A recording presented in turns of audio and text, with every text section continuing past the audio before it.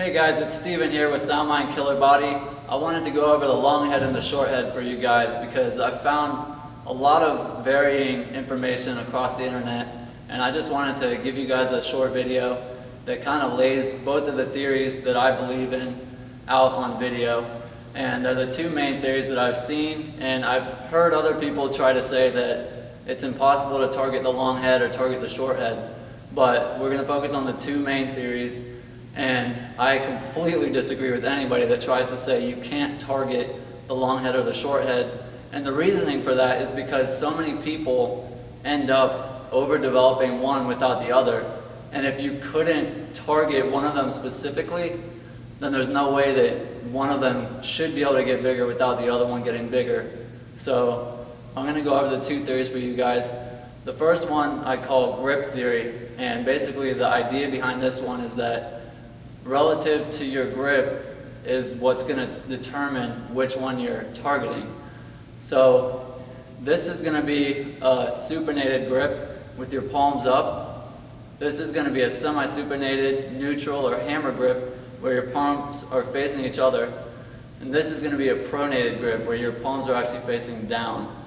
So what I believe for targeting the short head, which the short head is going to be the inside of your bicep, like right here, and the long head is going to be the outside of your bicep. And it's going to be, the long head is going to attach up above the shoulder and come down, while the inner one is the short head that's going to attach right in here. And so basically, when you're targeting the short head, you're going to want to use that supinated grip, or palms up. And the more your palms are facing up with your pinky side of your hands up, the more you're going to be targeting that short head. So if you just took your fist clenched and did a curling motion like that with your pinky side really high up, you should be able to feel it a lot more on the inside of your bicep. Versus if you did a pronated, or a semi-supinated grip, or a neutral or hammer grip, which is palms facing each other, then if you did the same thing, you should feel it a little bit more along the ridge or the outside of your bicep. So I'm going to show you with dumbbells real quick. So again, this is going to be, if you were trying to target the short head, you would use the supinated grip like this. And then if you were going to try to target the long head, you would do a hammer curl like that. So that settles that.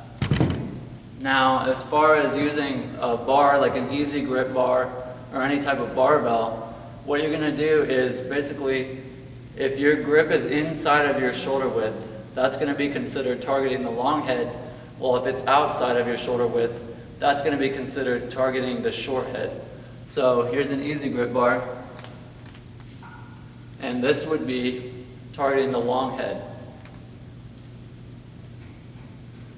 Now, if we just widen our grip and go like that, that just targeted the short head. Now, keep in mind that you can do things where you're targeting both. For instance, if you're using kind of just a natural grip where it's not really fully supinated or fully semi-supinated, but instead it's just kind of natural where your hands are, you're probably going to end up hitting both of those heads. So even on an easy grip bar, there's these grips where you can just hold it at kind of a natural position, kind of right along your shoulder width, and the grip isn't one way or the other. So keep that in mind. And then another thing you can keep in mind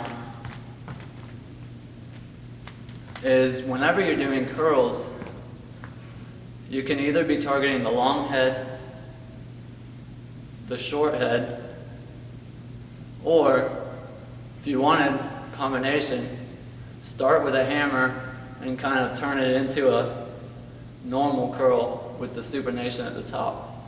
So keep that in mind. And then also, that's going to be pretty much everything for grip theory. So just keep that stuff in mind. And remember that this is going to be palms up, supinated, hits the short head. Semi-supinated, neutral, or hammer is going to hit the long head. And then in between, we'll hit both of them. And then pronated grip is going to hit your forearms a lot more, but I also believe that it somewhat hits your long head also. So it's kind of like the further you rotate your hands all the way with pinkies up and palms up, you're going to be hitting more of the short head. And then the more you rotate around, you're going to hit the long head. I would highly recommend trying to stick with more of a semi-supinated grip or neutral hammer if you're going to be doing long head, but when you do a pronated grip, I also think that will hit your long head. So keep that stuff in mind. And then the second theory is going to be elbow theory. So check this out. If I put my arms back behind my body, and you wouldn't do this standing, but if you're doing an exercise like incline dumbbell curl, your elbows are going to start behind your body because you're laying at a kind of like a incline of like 45 degrees or something like that. Or you could even do it on a flat bench. And then your elbows are going to be behind your body with your supposedly your long head stretched out, and you would curl up. And people say that that really stretches the long head because your long head comes up over your shoulder, and so when it's pulled back like that, basically your long head is at its full extension, and so you're really hitting it really hard.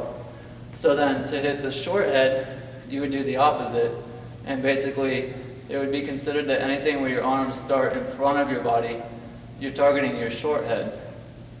So that's why a lot of people will recommend preacher curls when you're targeting your short head, because your arms are so far out in front of you before you even start the curl, and they say that that's stretching out the short head.